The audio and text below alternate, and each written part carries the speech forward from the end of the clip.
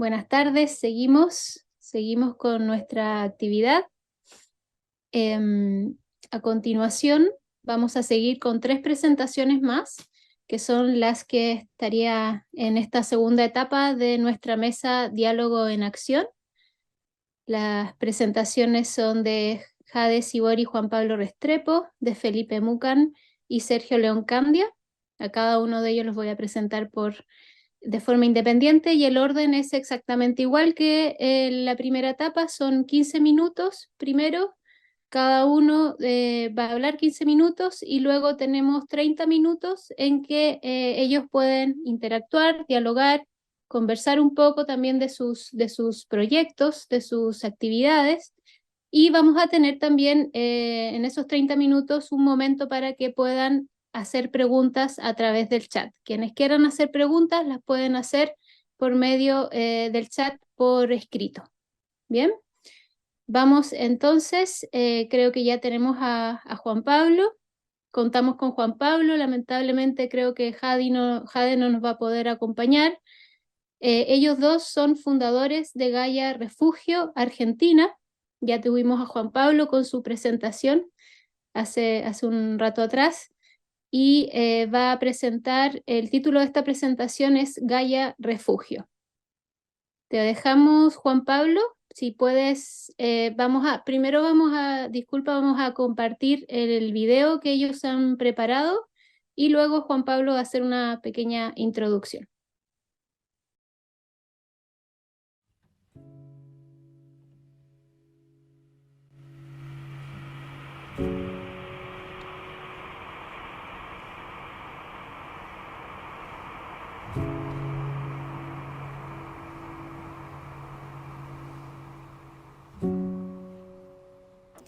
Cada región tiene su territorio salvaje.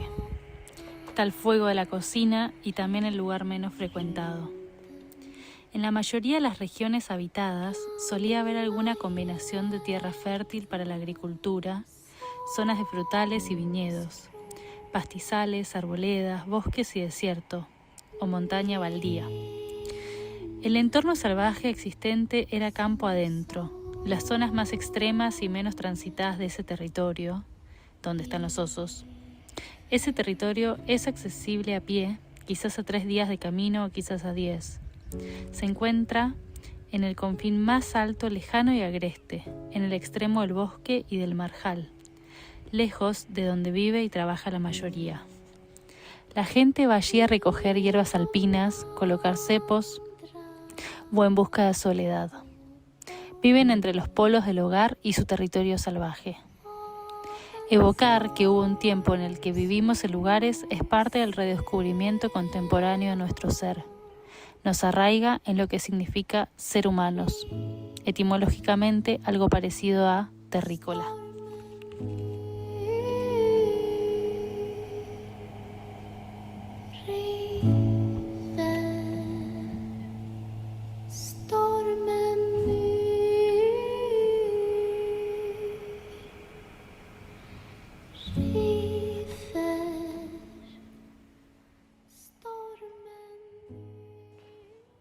Mi nombre es Juan Pablo Restrepo y quiero contarles de qué se trata nuestro proyecto Gaia Refugio.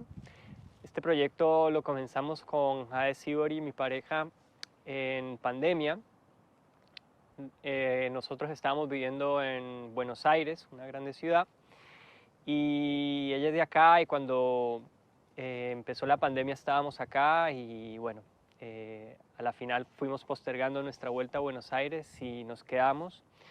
Y ya veníamos con las ganas de crear algo como un espacio de encuentro y fue el momento perfecto para hacerlo. El 2020 empezamos a construir y empezamos como a crear espacios donde podíamos invitar gente para primero meditar, ¿no? Empezamos con algunos grupos de meditación y después fuimos ampliando la idea y concibiendo un espacio que pudiera integrar no solamente la práctica de meditación, que es una práctica que yo hago hace un tiempo. Yo he practicado budismo zen y budismo tibetano hace unos años, pero también un espacio de confluencia de prácticas y de disciplinas. entre ellas el arte, ya que Jade es artista y es fotógrafa, y que tuvieran como conexión esta reflexión sobre nuestra relación con la tierra, ¿no? Sobre, ya que estamos en este lugar privilegiado, la verdad, estamos al frente del lago Epuyén, que es un lago donde puedes tomar el agua directamente, donde tenemos un aire exquisito para respirar. Entonces, qué mejor lugar que este para hacer un lugar de encuentro donde reflexionemos sobre nuestra relación con la tierra y cómo las prácticas, tanto espirituales como artísticas, pueden responder al desafío de lo que muchos científicos llaman antropoceno, ¿no? Este momento geológico ya en donde las condiciones de la tierra han cambiado tanto por la acción de ciertos humanos. Entonces eso nos propusimos y fuimos creando espacios. Ahí están los pájaros también manifestándose, bandurrias y teros. Fuimos creando estos espacios para albergar procesos, disciplinas, prácticas. Y como les decía, comenzamos en 2020 y ya tuvimos algunas actividades. Entonces, por ejemplo, hemos hecho, en 2021 recibimos en plena pandemia gente acá del pueblo para meditar, ¿no? Hicimos algunos retiros de meditación con caminatas en la naturaleza. Hemos hecho también por el Día de la Tierra algunas acciones que integran el trabajo de Joanna Macy, por el cual yo personalmente me veo bastante influenciado, el trabajo que reconecta de Joanna Macy. Y planeamos hacer en un futuro próximo, en el verano, o sea, en enero, un encuentro donde vamos a estar reflexionando acerca del aire. Y pensamos invitar personas que han estudiado la atmósfera de las ciencias del sistema Tierra, de las ciencias atmosféricas y de la geología, invitar artistas e invitar personas interesadas en la meditación y en la espiritualidad, sobre todo en el budismo, desde el budismo, y queremos hacer un retiro de 5 días y pensamos hacerlo ahorita en enero, febrero de 2024, para empezar a que este espacio dé respuestas no solamente teóricas, sino a partir de prácticas, ¿no? Una de las cosas que nos imaginamos es cómo la ciencia, el arte y las prácticas espirituales pueden dar respuestas no solamente teóricas, sino generar prácticas que nos ayuden a encontrar una mejor relación con el mundo vivo que habitamos. Así que bueno, ese es nuestro proyecto, se llama Gaia Refugio. Quizá muchos conocen el nombre Gaia y me parece que la palabra refugio, Gaia, refugio, pues es muy linda combinarlas, ¿no? Nosotros en el budismo tenemos la práctica que articula todas las tradiciones, ¿no? De tomar refugio. Y cuando tomamos refugio en Gaia, es tomar refugio en esto que somos, ¿no? Que nos permite estar vivos y que a veces no apreciamos. Entonces también creo yo es un lugar de aprecio, de gratitud, ¿no? Y es una ofrenda. Así que bueno, muchas gracias. El mundo está hecho de lugares. Experimentamos barriadas, praderas o humedales, todos como lugares. Igual que un espejo, un lugar puede contener cualquier cosa a cualquier escala. Quisiera referirme al lugar como experiencia y proponer un modelo de lo que significaba vivir asentado en un lugar durante la mayor parte de la cronología humana, presentándolo inicialmente con el símil de los pasos que da un niño hasta integrarse en una comunidad natural. Al hacerlo, quizás adquiramos una nueva perspectiva sobre lo que una civilización de lo salvaje podría requerir. Bueno, alguien preguntaba dónde estamos ubicados. Este lugar se ubica en la Patagonia Argentina, más o menos se llama Epuyén, el lugar más grande, más cercano es Bolsón. Y, y bueno, No tenemos un sitio web, pero sí hay un Instagram que se llama Gaia-refugio. Y como les decía, es un proyecto que está germinando, es un proyecto que venimos construyendo. Es interesante, bueno, mi pareja Jade Sibori fue la que realizó el video, que mal que se veía un poco cortado, no sé si ustedes lo veían cortado o era mi computadora, pero yo lo vi cortado. Pero intentábamos mostrar imágenes de lo que ha sido nuestra experiencia de estar acá desde 2020. Jade vivió acá y nació acá. Yo nací en Colombia y desde 2020 estoy viviendo acá. Y la verdad que ha sido toda una experiencia de aprendizaje estar acá porque pues requiere de muchas habilidades que yo no tenía, ¿no? Construir, trabajar en la huerta, ¿no? Como que fueron habilidades que fui adquiriendo en el transcurso de este tiempo.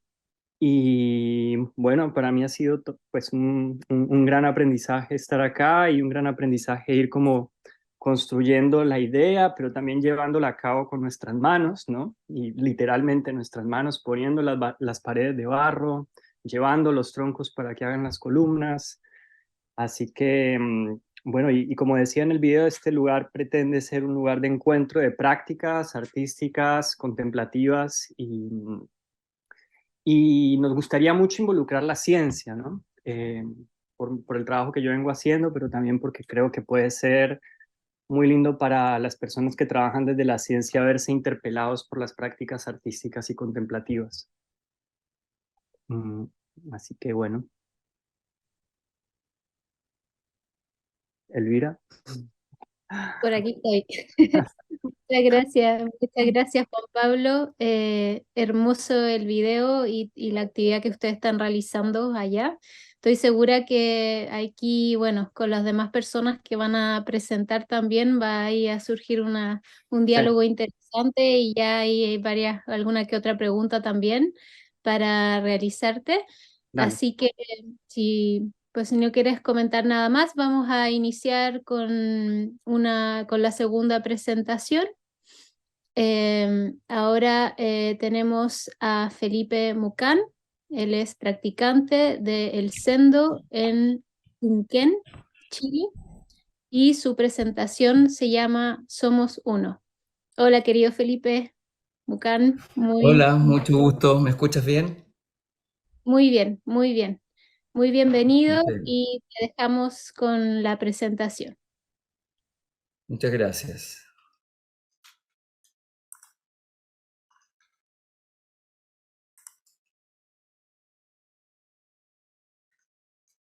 ¿Tú me dices si se ve bien? Sí, perfecto. Excelente. Bueno, mi nombre es Felipe Mucan, soy de Chile. Practico budismo zen hace aproximadamente 15 años, inicialmente con un maestro norteamericano, quien fue alumno directo de Thich Nhat Hanh en Francia. Estuvo con él 3 años, de lo cual se crea un centro a las afueras de Santiago, en un sector que se llama Requino, que se llama Vivo Zen, en el cual yo y mi señora somos los que lo hemos creado. Y al mismo tiempo practicamos con un monje chileno que es Jiku-san, el cual es el fundador de El Sendo. Inicialmente era el Sendo El Molle en el norte del país y actualmente está en la costa, en la quinta región, que se llama el Sendo Tunquén. Hemos practicado con él dentro de esos 15 años aproximadamente 12, 14 con el norteamericano y 10 o 12 con Jiku-san. Y en esta oportunidad vamos a presentar lo que hace el Sendo Tunquén. El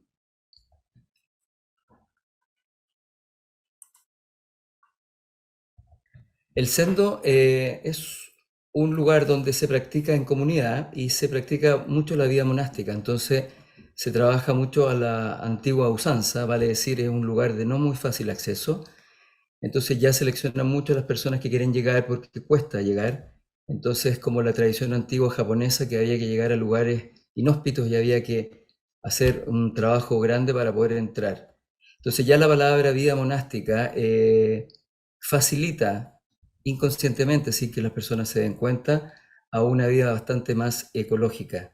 Entonces, esta vida monástica nos ayuda al título de la presentación, que es Somos Uno, donde se practica en esta vida monástica todo el día, vale decir, se juntan las manos y uno saluda en gallo, y ese saludo en gallo significa ya una interdependencia donde muchas veces la mano derecha es el otro y esta soy yo. La junto y somos uno. Entonces, en rituales diarios, que son no solamente nosotros, sino muchos practicantes budistas de muchos lugares, nos llevan y nos reconectan a cada momento que estamos conectados las personas, los seres sintientes y las cosas.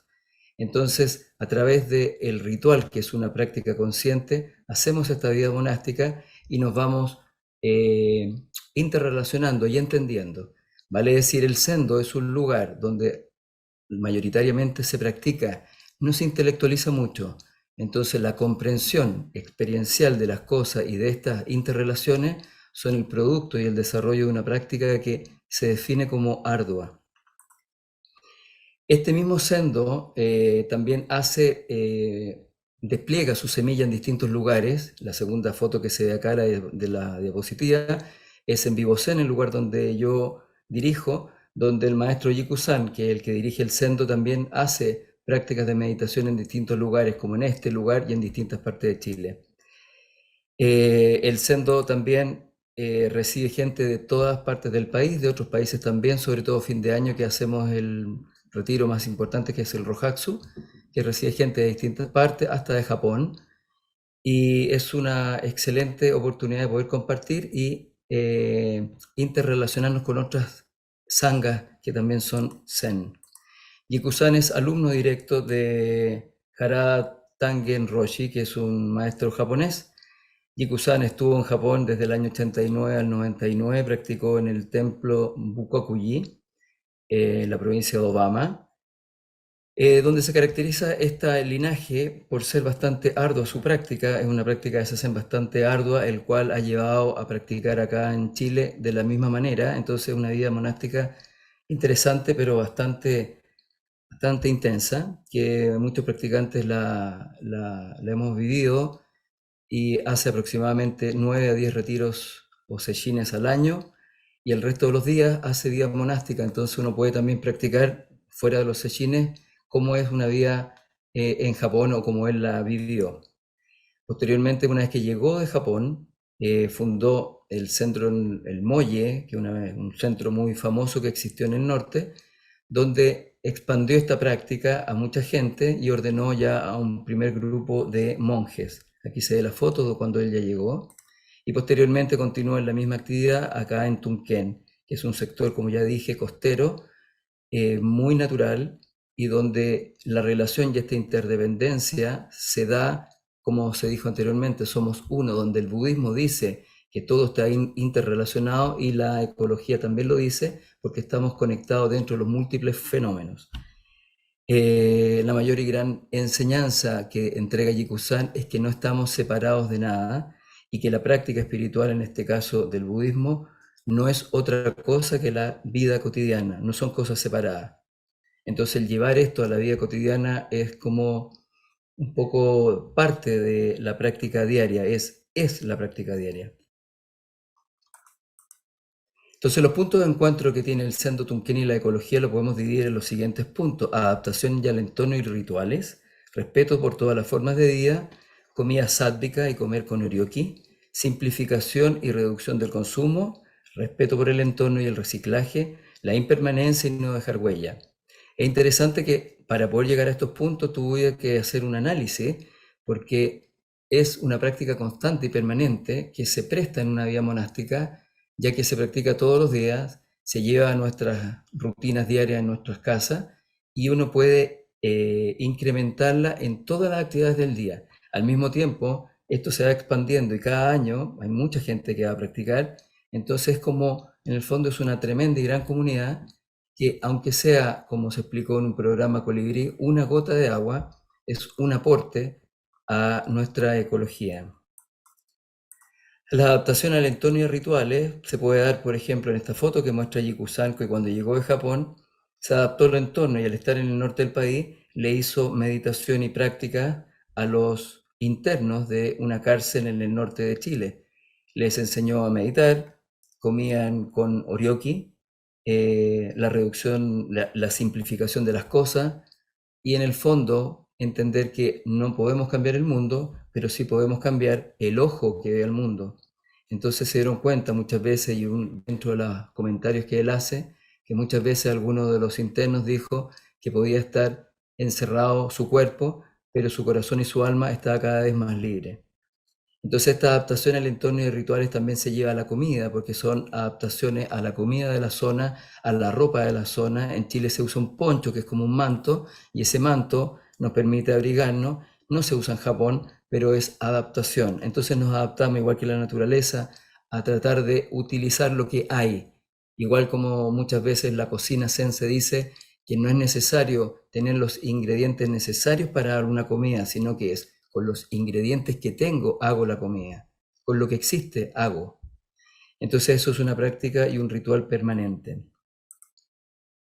El respeto por todas las formas de vida se manifiesta muchas veces en la cocina. Al ser una comida sátvica, quiere decir dentro de las cualidades, sobre todo del yoga, muestra que la cualidad sátvica es lo más puro, es donde menos impacto puedo producir, es donde más beneficio podemos sacar y donde menos dolor podemos causar. Entonces un respeto enorme por las distintas formas de vida. Aquí en esta foto mostramos que cocinamos en comunidad y él enseña de manera permanente al cocinar en forma sátvica.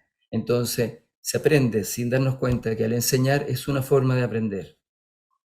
Posteriormente hay distintos tipos de detalles que son sutiles, que eso es lo que muestra un resultado de una práctica, que es por ejemplo esta piedra que tiene un espacio con agua, y dentro del samu, que es el trabajo diario, que es parte de una práctica espiritual, se debe mantener siempre con agua y algunas miguitas que se entregan para todos los pájaros. Toda la que sobra de la comida no se sobra nada, sino que a los espíritus hambrientos también se reparte a todos los pájaros todo lo que sobra de nuestras comidas diarias. La comida sátvica, ya lo dije, también demuestra nuestra adaptación al entorno. Entonces, en este ambiente natural que es costero, donde hay playa, la playa lleva este tipo de algas que se llama cochayuyo, lo lleva al borde y en el fondo lo que le va sobrando. Vamos a la playa, lo cosechamos, aquí está Yiku-san, estoy yo y mi señora, cosechando lo necesario para un par de días. Se recolecta el cochayuyo que sobra, sin degradarlo, sin quitar todo, sin venderlo, es solamente lo que se necesita para la comunidad. Posteriormente lo recolectamos en algún tipo de depósito, después en comunidad lo cortamos, lo dejamos secar y posteriormente lo comemos. Y generalmente lo comemos al desayuno con nuestra práctica ritual japonesa, y que posteriormente se reutiliza todo. El agua que se utilizó para el cochayuyo va a ser el agua que se utiliza para el arroz. El agua del cochayuyo sirve para poder refrescar algunas verduras y se toma al final el agua del cochayuyo. Vale decir, no se elimina nada. El consumo es lo mayor cantidad posible aprovechable. Todo se reutiliza. Por eso la basura del sendo es siempre la mínima.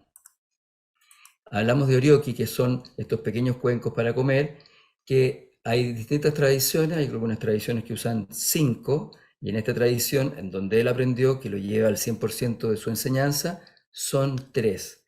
La primera explica que la comida va a ser un semejante a nuestro estómago, entonces el 50% de la comida va a ser sólida y va a estar acá en nuestro primer cuenco. La segunda va a ser líquida, un 25%, y el otro 25% idealmente vacío, que es lo mismo que debe estar nuestro estómago.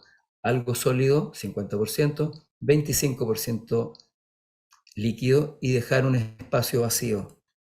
No llegar hasta lo máximo de la satisfacción, dejar un espacio.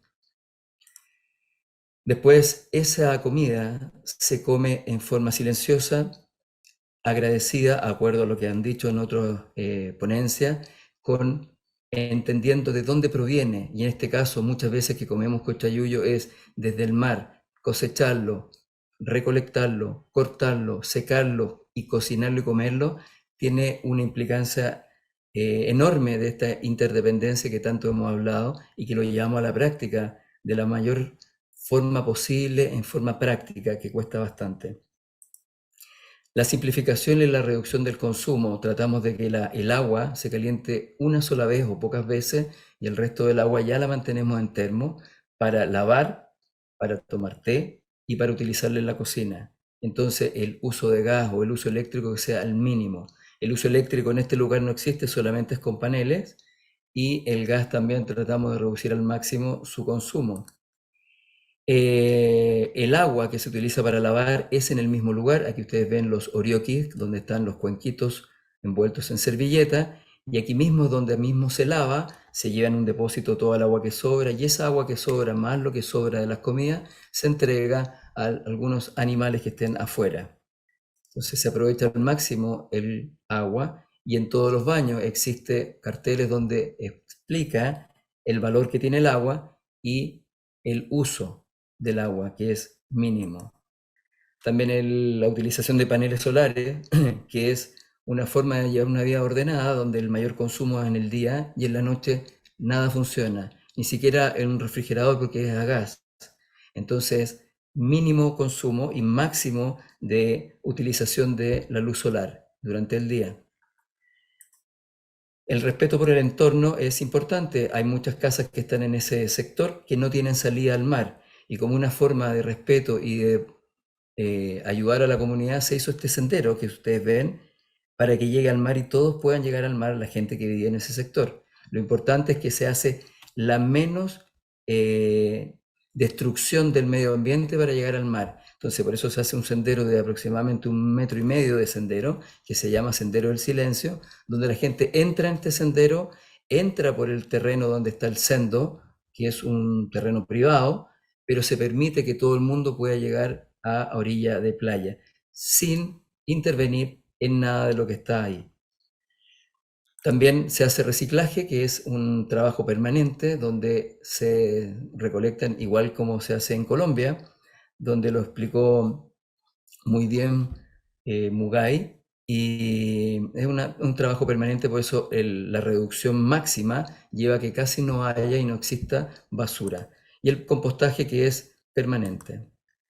La impermanencia la practicamos de distintas maneras, dándonos cuenta que también todos nuestros recursos no son permanentes, y al momento de rastrillar el suelo nos damos cuenta y tomamos conciencia que el viento en un par de días va a destruir todo este dibujo que realizamos totalmente todos los días o cada 2 días. Entonces nos damos cuenta y practicamos una y otra vez que la impermanencia es lo único permanente en nuestras vidas. Finalmente, quiero destacar que gran parte de nuestra práctica es no dejar huella. En cada paso que estamos en esta vida es no dejar huella. Y lo que se hace en una práctica formal, como sentarse en un cojín y practicar, es nuestra vida cotidiana. Por ejemplo, cuando estamos en meditación, restauramos nuestro cojín llamado Zafu y lo dejamos como si nadie hubiese estado ahí. Eso es un recordatorio y es una repetición constante para que la persona que venga pueda sentarse en un lugar como si hubiese estado nuevo. Lo mismo se lleva al baño. Cuando uno se ducha, se seca todo, las murallas, el piso, las gotas del lavamano, las gotas que pueden estar en el espejo. La persona que entra al baño después de haber sido utilizada por otro, el baño queda nuevo. Es una práctica de no dejar huella. Cuando se cocina, lo mismo, se lava, se seca y se guarda al mismo tiempo que voy cocinando. Por eso cuando vamos a comer, la cocina ya está limpia, ya está guardada, porque es una práctica donde nos permite dejar una menor huella posible a un otro. Vale decir, al no dejar huella, quizás muchas veces dejamos una gran huella. Eso. Les agradezco su atención. Muchas gracias.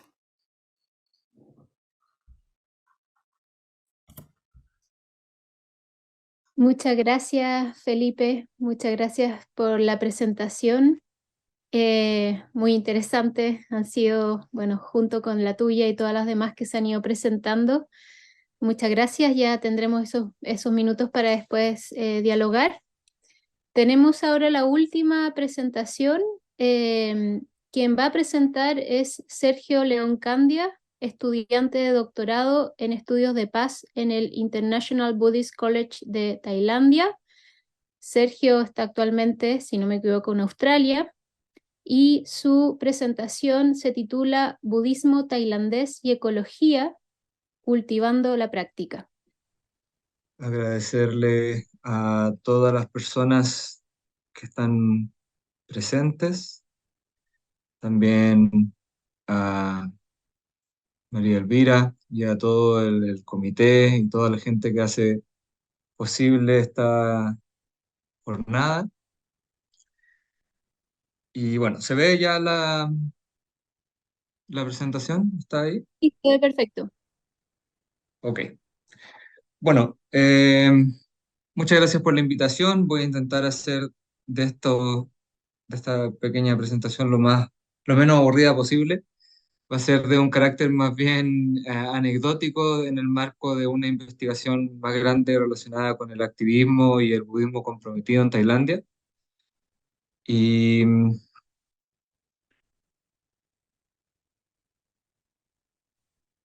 Y para comenzar, bueno, para los que estén menos familiarizados, Tailandia es un país del sudeste asiático con un clima tropical, con una población de alrededor de 70 millones de personas, más o menos, uno de los destinos eh, turísticos más populares de los últimos tiempos, como quizás pueden imaginarse con las fotos que hay ahí a la derecha, con climas y sectores muy variados, como alta montaña y playas paradisíacas que son muy populares, mucho turismo, de hecho, durante la pandemia fue muy afectada la economía de Tailandia por lo mismo.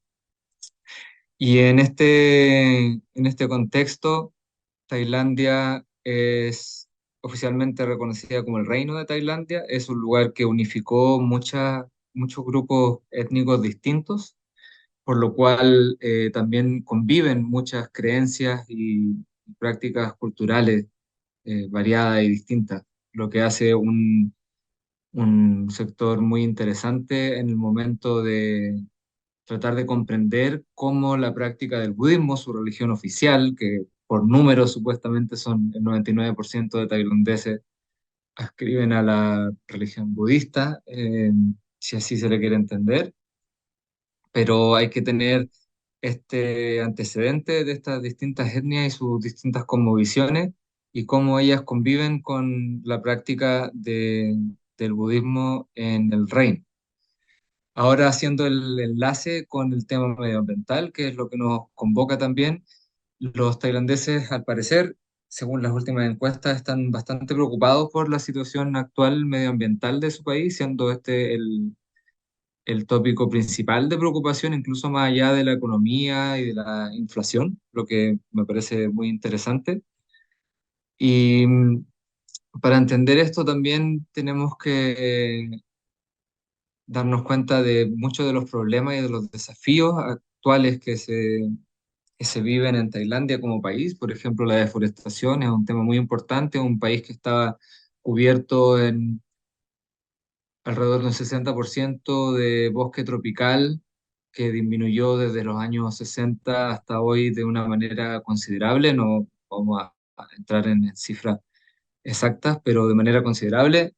Afortunadamente esto está mejorando un poco, pero hay bastante letra chica, por así decirlo, dentro de estos números de mejora en cuanto a la conservación del bosque.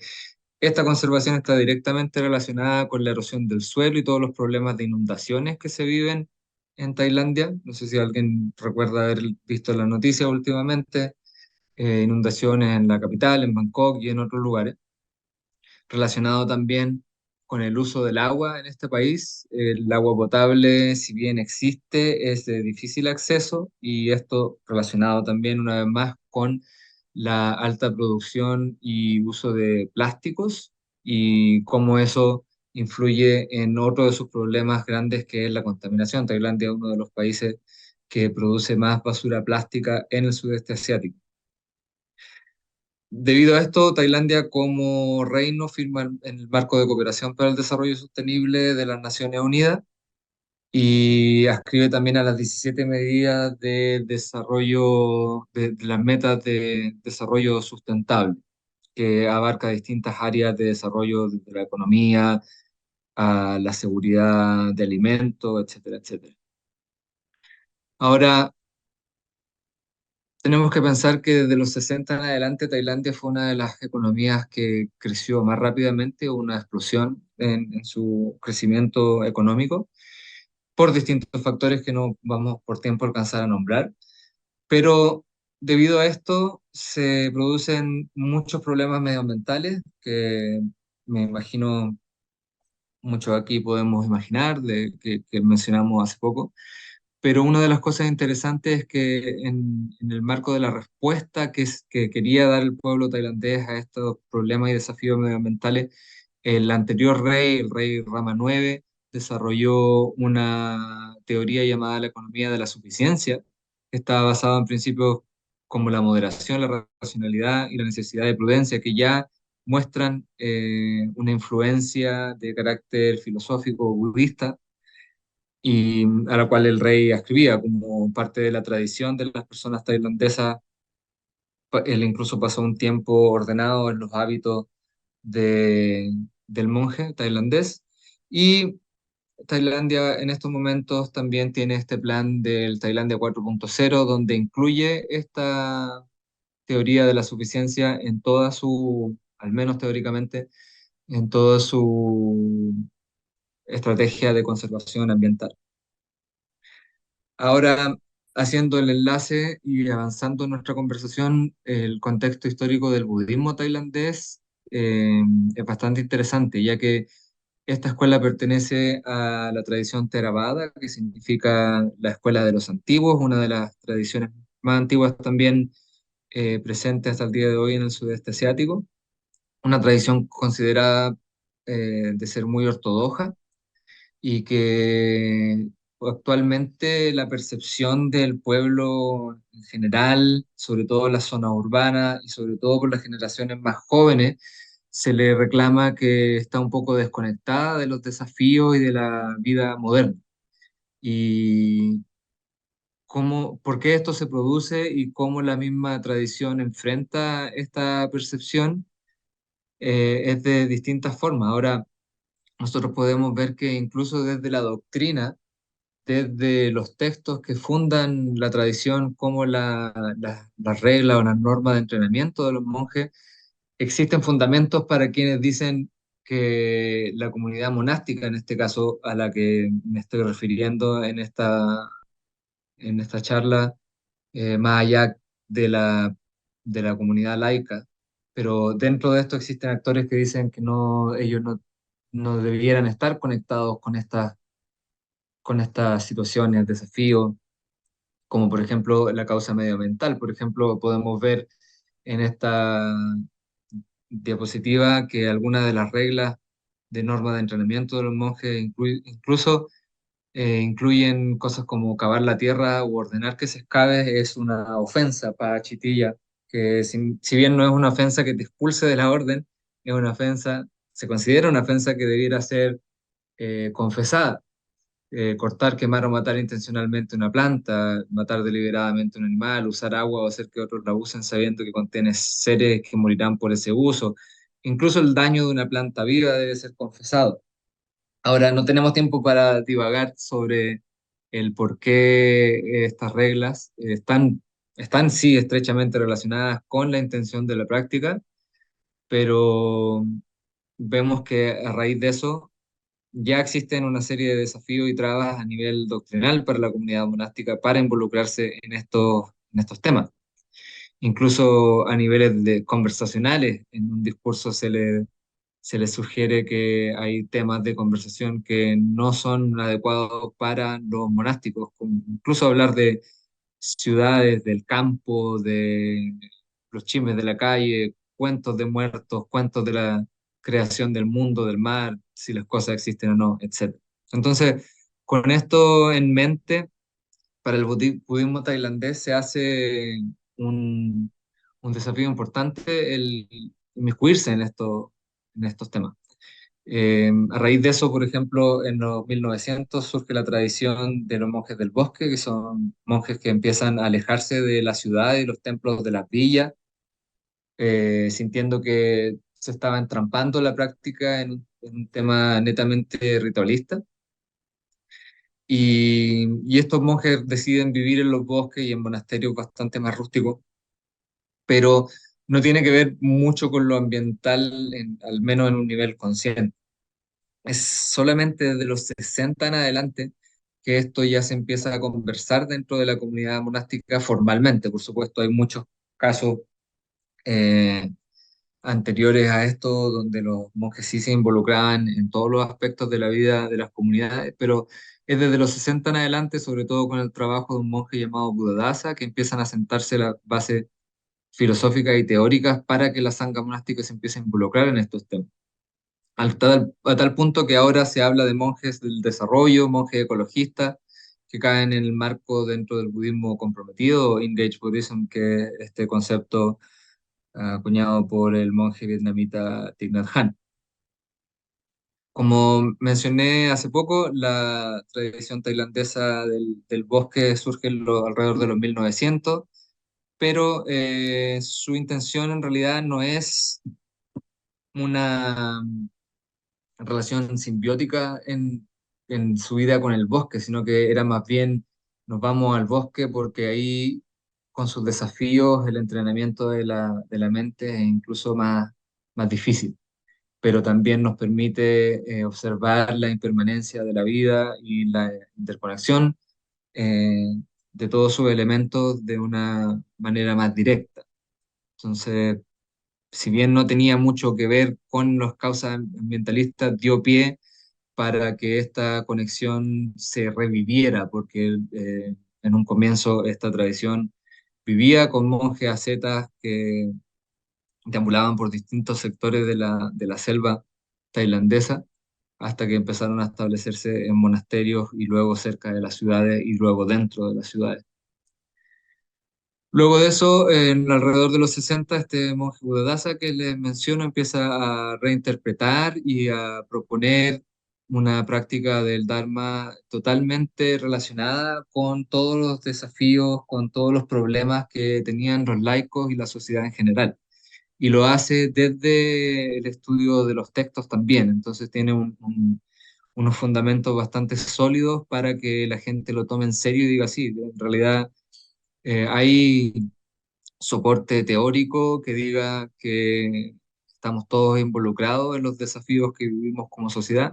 Y esto inspira el trabajo de un activista llamado Sulaxi Baraksa, que funda la red internacional de Engaged Buddhists o de budistas comprometidos, que es una red que hasta el día de hoy eh, apoya y genera muchos proyectos de distintas áreas a nivel socioambiental, de derechos humanos, y tiene sedes en Japón, y también incluyen el diálogo interreligioso para enfrentar todas las problemáticas de la sociedad actual. También me pareció importante mencionar el caso de Damananda, que es una monja tailandesa que también promueve todos los temas medioambientales y también la causa de la de las mujeres en Tailandia, que es un tema controversial, el tema de su ordenanza completa. Lamentablemente no tenemos tiempo para adentrar, pero ella también está influenciada por esto, por la red internacional y por el trabajo del monje Buddhadasa. También podemos observar que la red de ecoaldeas que existe en Tailandia ocupa mucho de los principios del budismo sin ser declaradamente budista. De hecho, existe un poco de separación por las mismas problemáticas que mencionábamos hace un poco. Y existe una unión, un sincretismo del animismo y de todas las como visiones de las etnias anteriores y el budismo, y eso se utilizó a favor de estas causas medioambientales, por ejemplo, con rituales de protección que voy a nombrar pronto. Es el caso del monje Prakramanas, que empezó a realizar una ceremonia que se llama la ordenación de árboles. Entonces, en ese sincretismo en que la cosmovisión de las etnias previas al reino de Tailandia creían en la presencia de espíritus, los árboles, la agua, los bosques, etcétera, es que estos monjes dicen, bueno, vamos a trabajar con estas mismas creencias en vez de intentar separarnos de ellas y vamos a ordenar a estos árboles. Y les van a poner estos pedacitos de túnica que pueden ver en la foto y decir, bueno, estos estos árboles también son parte de la comunidad monástica y por ende deben ser protegidos, lo que ha ayudado a la conservación y la preservación de árboles en el bosque tailandés, que es uno de los problemas importantes que, como mencionamos en un principio. Hay otros ejemplos de cómo la comunidad monástica se ha inmiscuido en estos temas. Yo tuve el privilegio de vivir en la isla de Koh Phangan, al sur de Tailandia, en la provincia de Surat Thani, donde esta isla es una de las ciudades con más afluencia de turismo debido a su fiesta de la luna llena y debido a retiros de yoga, por lo cual la zona urbana se está expandiendo a velocidades bastante considerables y el bosque estaba desapareciendo. Entonces que este monje de la isla de Koh Phangan decide atravesar y desafiar todas las creencias de los momentos, estamos hablando de alrededor de los años 70, y se inmiscuye incluso en temas políticos y empieza a hablar con autoridades políticas y logra demarcar la zona de lo que es ahora el Parque Nacional de Koh Phangan, que es un área protegida. Otros casos de acción, por ejemplo, es la Smart Pagoda o la pagoda inteligente, que para nombrar solo algunas de sus características, tiene sistemas de enfriamiento pasivo, que podrán comprender en un lugar como Tailandia de clima tropical, con temperaturas de hasta 40 grados, con una humedad altísima. Es muy importante. Este monje de Pra Songkhon, inspirado por toda esta red de monjes ecológicos, empieza a generar esta Smart Pagoda, que incluye también una escuela donde se enseñan técnicas de bioconstrucción, de agricultura sostenible, y él está en un permanente tour por toda la región del centro y norte de Tailandia promoviendo estas técnicas, eh, que son llamadas la nueva teoría de la agricultura, donde aquí podemos ver en una de las fotos en un centro de Chiang Mai, en el norte de Tailandia, se confluyen las tecnologías occidentales, la ciencia, el budismo y la agricultura sostenible, tratando de promover no solo la ecología, sino que medios sostenibles para el desarrollo incluso económico de las comunidades. Otro caso que quería nombrar es el caso de la universidad donde yo estoy, la Universidad Mahachulalongkorn y su área internacional, la Escuela Internacional de Estudios Budistas, donde se intenta unir toda la acción en tema de educación, promoviendo estos temas y invitando actores de las distintas tradiciones en un esfuerzo intersectario, incluso interreligioso, con representantes de otras religiones presentes en el país. Y esta discusión teórica y toda esta difusión de los principios que el budismo podría ofrecer para solucionar algunos de los problemas que enfrenta el país, confluyen en una teoría llamada Bogorn, que incluye el templo como un punto de unión entre la villa, el campo y las ciudades.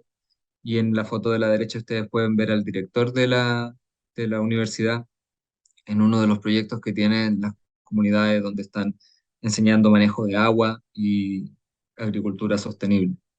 Como otros datos anecdóticos, les quería comentar que teniendo en cuenta los desafíos que la comunidad percibe, incluso para los monjes es a veces muy problemático y bastante difícil enfrentar el status quo en el sentido de que ellos tienen una posición que la gente espera que respeten, entonces es para ellos un gran paso en cualquier tipo de acción, por pequeña que sea.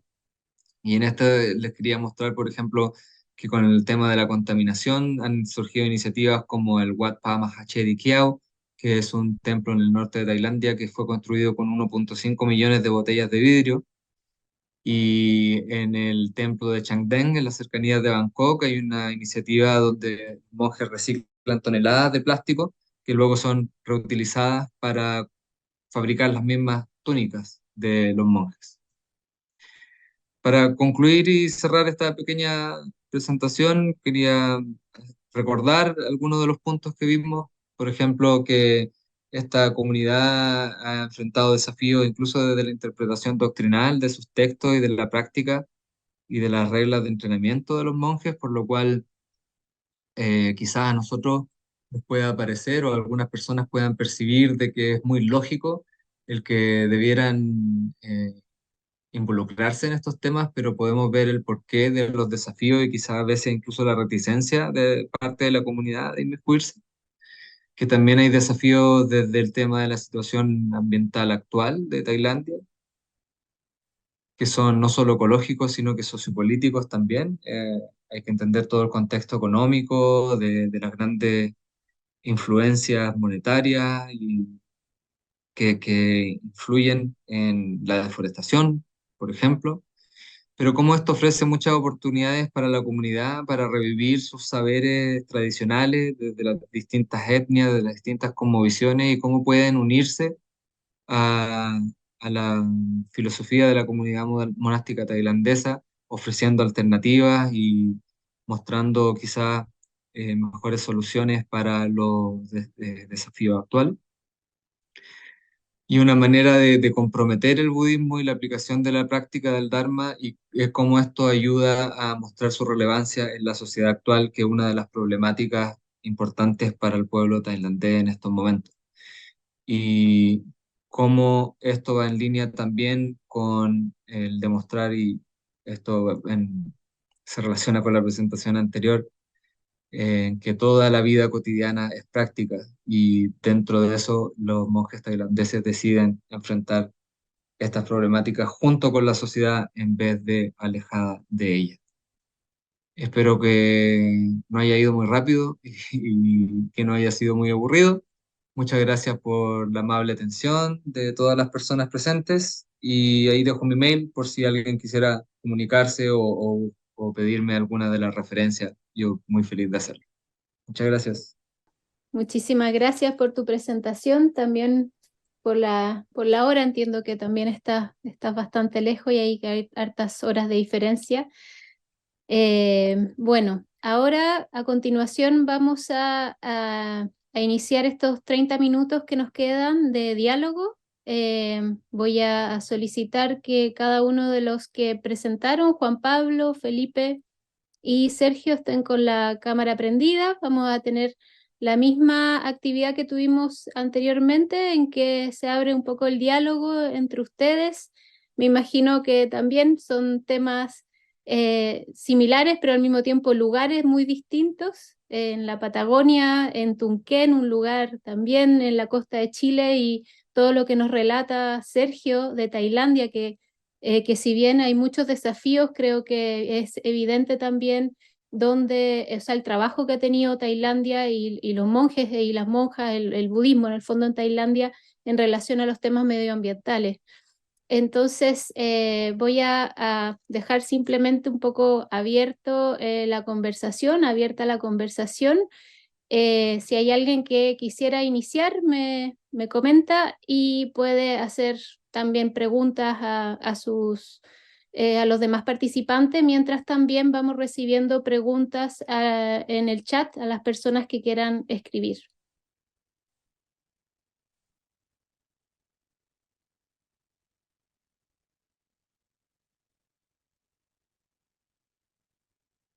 Sin timidez. Si no hay preguntas, dale, Sergio.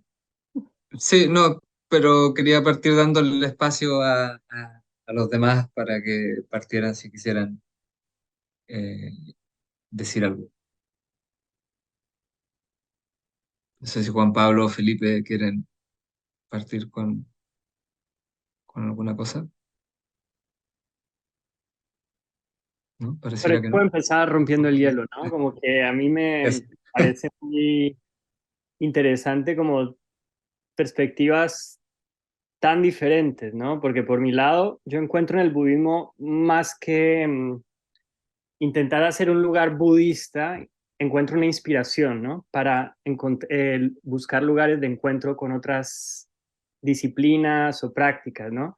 En el caso de Felipe, yo encuentro el budismo central, ¿no? Y en el caso tuyo, Sergio, como que también, ¿no?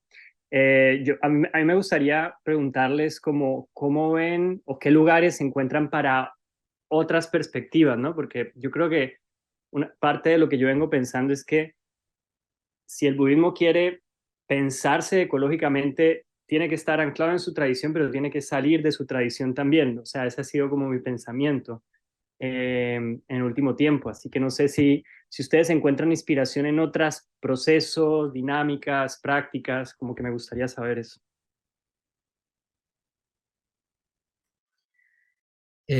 Juan Pablo, fíjate que esa gran enseñanza que nos da nuestro profesor es siempre que uno de los motivos de mayor sufrimiento es sentirnos separados del resto.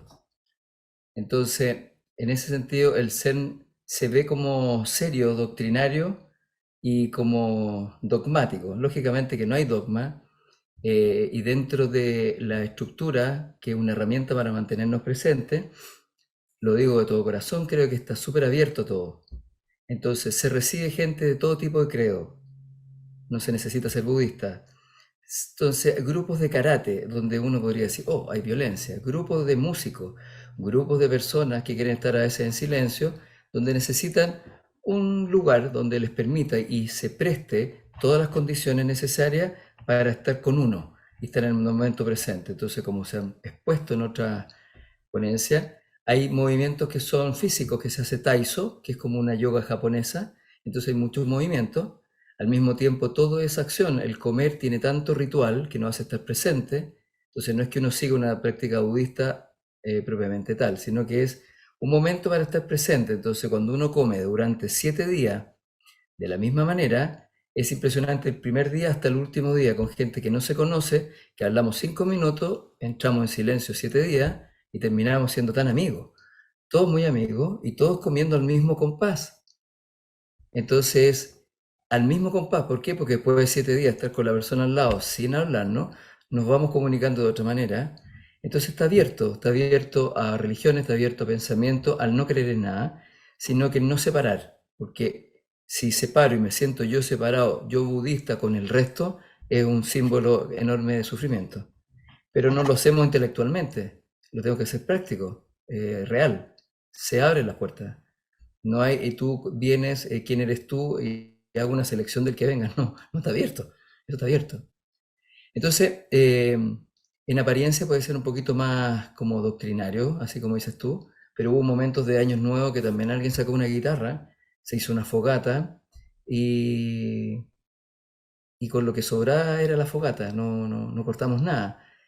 Y en el fondo es vivir como con los movimientos de la naturaleza, es ser parte, pero sin intelectualizarlo mucho, llevarlo a la práctica así como lo haces tú en Gaia Refugio, donde es un lugar donde se puede hablar, pues sí, pero necesita uno estar ahí y trabajar y recolectar y la huerta, y es necesario. Y eso es la naturaleza en sí, es la enseñanza, no hay que intelectualizarlo tanto porque si no uno confunde. Para nosotros eso es vivirlo, pero intensamente, en comunidad, porque si no, no tiene la misma fuerza. Eso es lo que yo creo y lo que he podido experimentar.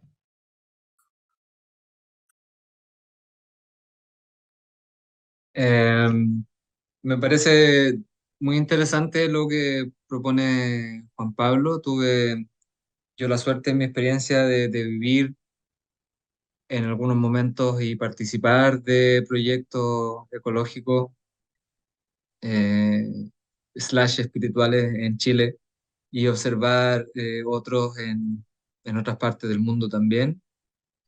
Y bueno, creo que como todas las cosas, el análisis tiene que ser de distintos aspectos, ¿no? Me parece que lo que hacen ustedes ahí en Gaia Refugio es algo que ha incrementado su popularidad en Latinoamérica, sobre todo en los últimos años. Hay una cantidad de iniciativas impresionante y muchas de ellas suelen tener esta especie de sincretismo o de carácter así como ecuménico también, de reunir distintas cosmovisiones, por ejemplo, la indígenas de Latinoamérica, y incluir elementos y factores de filosofía orientales, por así decirle. con las artes, con las ciencias, con la filosofía, y que responde, yo creo, mucho a la cultura y el desarrollo cultural de los territorios donde se desarrollan. Entonces, encuentro muy simpático que nos haya tocado los tres en esta mesa porque vemos cómo esos mismos factores culturales influyen en las prácticas. Nos vemos una tradición japonesa desarrollándose en el litoral chileno, Juan Pablo presentando una práctica que es parte de la tradición en países asiáticos como el cual yo me encuentro investigando. Entonces, a nivel personal, yo creo que hay espacio para todo, ¿no? Espacio como para que surjan estos lugares que experimenten, que mezclen, que, que confluyan, que reúnan, que exploren distintas tradiciones y que exploren la variedad y la diversidad de la experiencia humana, porque en otros escenarios como los escenarios monásticos o de los templos o de países como Tailandia, que esta tradición es algo que se viene desarrollando, por ejemplo, en Tailandia desde el año alrededor del 200 antes de Cristo. Entonces es algo que está totalmente arraigado a la sociedad de una manera tradicional y formal, ¿no? Ellos viven el templo y los monjes y los rituales y las túnicas como parte de su vida diaria, o sea, tú creces viendo eso.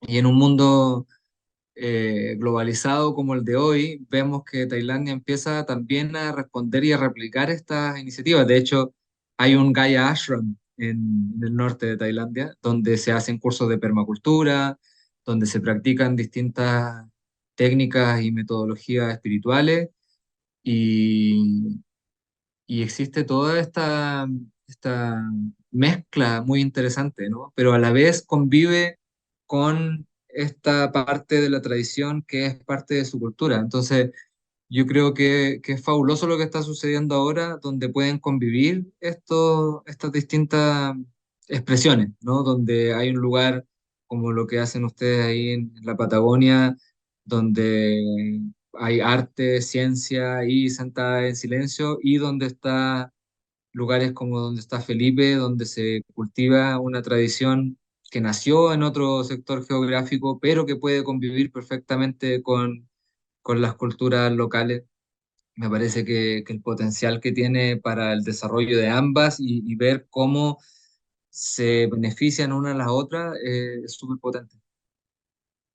Hay algo que me surge, ¿no? Y es que cómo responde tanto este lugar a justo el lugar donde estamos, ¿no? Porque Puyem, el lugar donde estamos nosotros, es un lugar que fue refugio de la contracultura argentina en la dictadura, ¿no? Y acá vino la influencia, por ejemplo, de Gary Snyder, pero no por budista, sino por beatnik, ¿no? Entonces, no tanto por la práctica budista, sino por la exploración con LSD y tal, ¿no? Y entonces como que me flashea que, no sé, como que este lugar también responde a esa herencia, a ese legado, ¿no? Y de hecho, nosotros comenzamos el video haciéndolo justamente trayendo un extracto de Gary Snyder en el principio y en el final que habla sobre el lugar y sobre lo que es de alguna manera tratar de volverse nativo, ¿no? Yo creo que eso es algo que está en nuestro intento de volvernos parte de este lugar, ¿no? De ver cómo responde este lugar, de ver qué necesidades hay en este lugar. Entonces, como que me hizo pensar mucho en eso, ¿no? Como cuando vos ponías, Sergio, esta convivencia entre la tradición allá en Tailandia y estas experimentaciones que yo soy profesor de yoga y yo sé que hay miles de cosas de yoga en Tailandia, ¿no? Y cosas más neochamánicas y tal, qué sé yo. Y también cómo esas cosas responden a lo que es el lugar, ¿no? Sí, quería agregar muy cortito eso que dices, que hay un discurso en los textos tempranos del canon Pali, que es el sustento teórico del budismo Theravada, donde se le adjudica al Buda el haber dicho a sus discípulos, oye, ustedes si van a algún lugar y ahí al cuenco le dicen cuenco o le dicen plato, ustedes le dicen como ahí le digan. Y en realidad me parece que es un ejemplo que parece quizás superficial o sencillo, pero es otra de las muestras al no aferramiento a la doctrina, ¿no? Al no aferrarse a una idea de cómo debe desarrollarse y surgir. Y esto me parece que en Asia es súper claro, ¿no? Con la creación de todas las distintas manifestaciones de las escuelas, etcétera, cómo se fueron adaptando y mezclando, interlazando con la cultura local.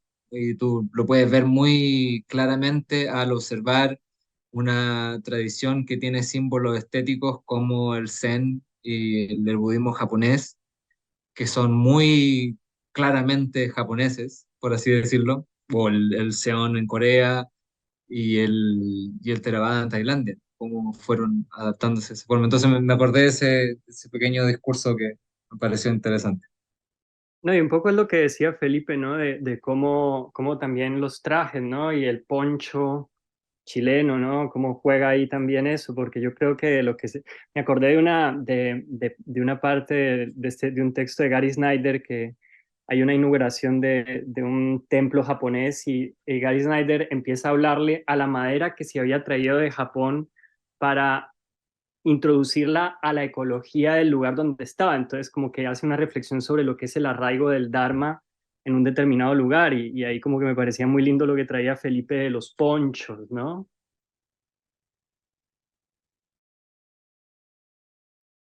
Sí, no sé si Felipe iba a decir algo, eh, pero... Ah, ok. Es que en, en ese sentido, también quiero unirlo a lo que él estaba comentando respecto a la práctica y un poco volver a hacer el zoom afuera con respecto al tema que estamos hablando, porque como mencionó Felipe también, y lo que ustedes claramente hacen en la práctica, en el día a día, es lo que me parece muy clave, ¿no? O sea, a mí en un momento me pasó que cuando estaba haciendo todo este análisis del karma, ¿no? Karma o karma en sánscrito, entendido como acción y vipaka su resultado, ¿no? Su reacción. Entonces, cuando uno empieza a hacer ese trabajo que al parecer en una primera instancia nos puede parecer que es simplemente interno, ¿no? Yo observo la karma y el vipaka, la causa y la reacción en mi mente, en mi cuerpo y en las cosas que me pasan, pero cuando después empiezas a expandir ese mismo análisis, ¿no? Y dices, ah, ok, pero cuando yo elijo comprar un producto, ¿qué resultados hay ahí? ¿No? Cuando yo elijo eh, convivir con el ambiente que me rodea de tal forma, ¿qué resultados hay ahí? ¿No? ¿Contribuyen ellos al alivio del sufrimiento tanto mío, personal, como de los demás y de la comunidad? La práctica del Dharma sin duda y efectivamente va a afectar tus comportamientos, ¿no? Externos también. Y eso, para mí, al menos en mi entendimiento, lleva inevitablemente a lo que están intentando hacer ustedes en sus proyectos, ¿no? A decir, bueno, tengo que buscar una alternativa a las energías que utilizamos, tengo que manejarme de mejor manera con los desechos que producimos, tengo que relacionarme de manera distinta con mis necesidades de consumo, de entretenimiento, etcétera. Y ese es uno de los desafíos muy importantes para la sociedad actual, moderna, para los jóvenes, y se ve claramente en Tailandia, donde el consumo es desenfrenado, ¿no? Y donde te venden una banana dentro de una bolsa plástica que está protegida por otra bolsa plástica en un paquete plástico externo porque se ve más bonito, ¿no? Entonces, eh, sin culpar, sin indicar con el dedo, ¿no? Son cosas que van sucediendo en nuestra sociedad, que se desarrollan por distintos factores, pero quería así como recordar esta idea que menciona Felipe, en que nuestra vida diaria es la práctica y cómo tú, Juan Pablo, con su proyecto muestran que en esta relación con la naturaleza y cómo vamos eligiendo vivir, eso es claramente análisis de karma y, en definitiva, práctica del Dharma, sin importar el escenario.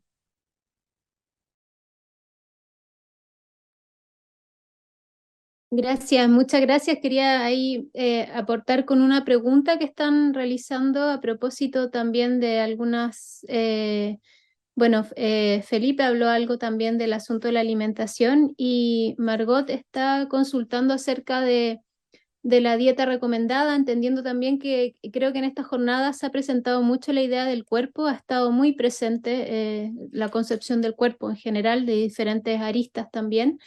Y cómo también, juntando un poco la pregunta de Margot en torno a la dieta recomendada, cómo también eso se vincula con una perspectiva medioambiental, con una perspectiva ecológica, el cómo nos estamos alimentando nosotros mismos en relación también a la salud personal. Ahí no sé si alguno quisiera también sumarse, responder. Felipe. El- el- la visión por lo menos que tiene el Sendo es de respeto máximo de la dieta personal o la forma de comer de cada persona. Lo que sí que en el momento que uno está en el Sendo o en el lugar donde dirijo yo, que es Vivo Zen, la dieta es vegetariana, pero sin ninguna imposición. Y el tiempo que estuvo nuestro maestro también en Japón, tampoco había una imposición.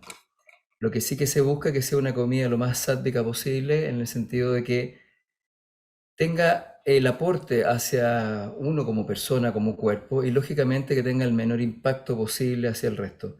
Entonces se recomienda lógicamente que si uno puede seguir lo más cerca posible, entender de dónde viene el proceso completo, es ideal. Por eso lo más maravilloso que lo que dijo Juan Pablo, que tiene una huerta, es tener una huerta. Pero no por el hecho de que sea una huerta y tenga los beneficios para nosotros, sino que es el respeto, es menos huella de carbono. Es lo que yo le doy cariño, yo lo cuido, yo lo protejo, me lo como, y es lo que necesito, no es más que lo que necesito. Entonces, si uno está muy atento, si uno tiene una práctica bastante constante y disciplinada, se va a dar cuenta, lógicamente, que si la alimentación que uno tiene está apta para esa práctica.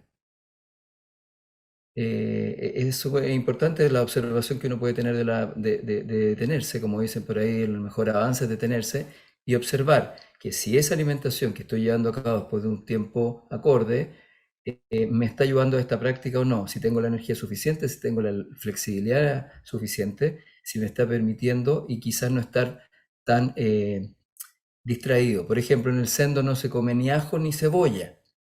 No es que sea una doctrina, el que quiere come ajo y cebolla, pero cuando está en el sendo no, porque no hay, no se compran, no se cultiva, nada. Entonces se trata de llegar a algunas antiguas prácticas donde decían que la cebolla y el ajo producían un poquito de ansiedad y activa mucho el sistema. Entonces, mientras más tranquila la persona esté, mejor. Pero eso no es una regla, si la persona come ajo y le quiere buscar 200 beneficios que tiene el ajo o la cebolla, está muy bien. Está muy bien. Es como dijo alguna vez un maestro que fue muy entretenido decir, lo que yo creo que es verdad puede ser totalmente cierto, pero siempre va a haber alguien en alguna parte del planeta que va a decir algo total y completamente contrario y también tiene razón. Entonces nos abrimos a eso. Pero en el sendo la comida es bastante sádica, bastante vegetariana y algo muy clave, simple, simple. No complicarlo, es con lo que hay en la zona. Si hay tomates, es tomate. No se traen tomates del norte de Chile, es tomates de la zona, de ahí, ojalá cerca. Es ecología, es de ahí. Simple. Entonces, uno lo dice y lo repite muchas veces, pero realmente me mueve mucho cuando alguien dice que la felicidad es sencillo. Lo difícil es ser sencillo. Y eso es lo que se practica. Y eso es lo que se trata de buscar. Sí, yo creo que una de las cosas más lindas que podemos hacer como practicantes es tener una huerta, ¿no? Porque es total una relación de interdependencia vivida y de cuidado y de compasión y de un gesto de amor. Hay una mujer que me gusta mucho que se llama Robin Wall Kimmerer, que ella tiene un texto sobre la huerta, se llama Una trenza de hierba sagrada el texto. Y obviamente creo que podemos hablar de dieta, de cuál puede ser una dieta positiva, y estoy totalmente de acuerdo con Felipe que una dieta, una buena dieta tiene que ver sobre todo con estar atento al lugar, ¿no? Y qué necesita el lugar y qué necesita tu práctica. Por ejemplo, cuando yo estuve construyendo necesité comer huevos, ¿no? Era algo que yo no comía tanto y tenía que cargar tremendos troncos. Inevitablemente necesité comer algo como más contundente, ¿no?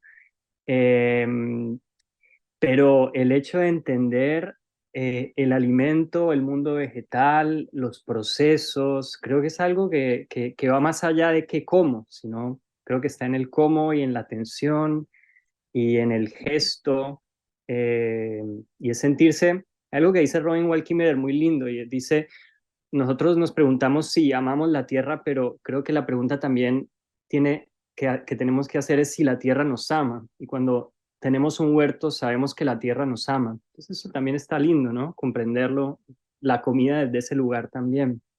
Y creo que lo que ustedes hacen, Felipe, son prácticas que uno en antropología diría cosmológicas, ¿no? O sea, vos decís, no le damos mucho pensamiento, pero hay toda una cosmología ahí funcionando brutal, ¿no? Como muy potente, ¿no? Me flashaba mucho las algas, ¿no? Como esas algas vienen del mar, van a ustedes, vuelve al agua, eso es Gaia, ¿no? A la final eso es Gaia.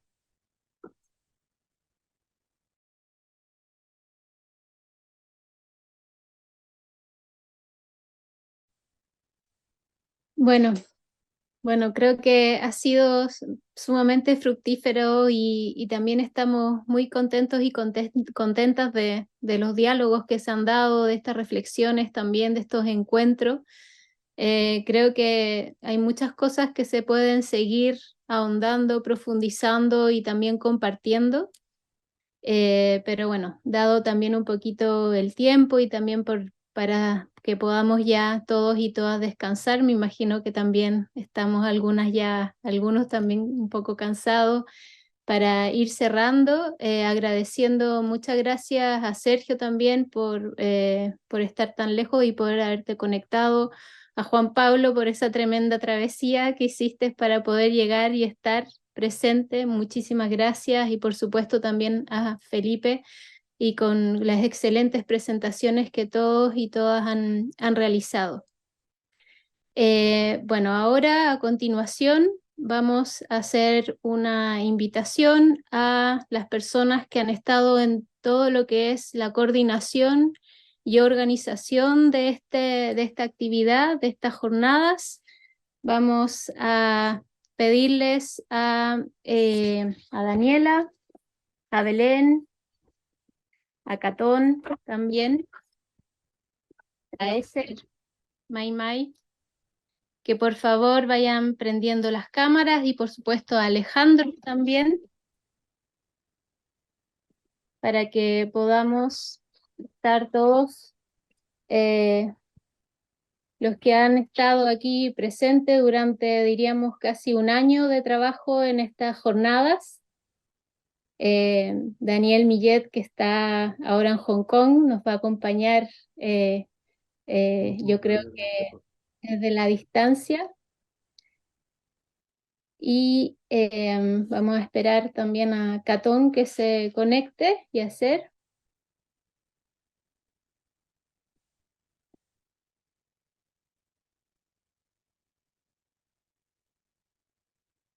Ahí está Catón, ahí ya va a aparecer Catón también. Ser también va a estar presente. Bueno, los que estamos aquí apareciendo somos el equipo de coordinación junto con Daniel Millet, que como les comentaba, él se encuentra actualmente en Hong Kong, en Beijing en realidad. Y este equipo somos parte de la RIEP y también algunos partes de lo que sea, bueno, Daniel Millet, quien estaría representando también la Fundación Dharma Gaia. Primero decirles muchas gracias a todas y todos ustedes por estar presentes, por acompañarnos durante estos 2 días, estas jornadas de budismo y ecología.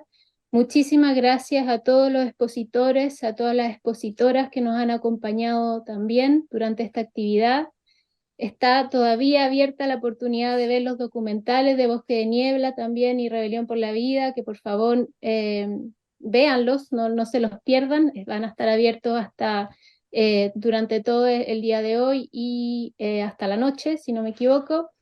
Y bueno, todos los videos de estas presentaciones se van a subir en la página web de Jornadas de Budismo y Ecología. Y vamos a seguir con proyectos, se va a publicar un libro, en fin, vamos a seguir con actividades y están todos y todas más que invitados a que podamos en conjunto seguir desarrollando en la reflexión y sobre todo en la práctica y en la acción para poder mejorar las condiciones y tratar de aportar en esta situación que estamos viviendo hoy en día sobre el calentamiento global y la crisis climática. Muchas gracias a todos y a todas y hasta pronto. Gracias.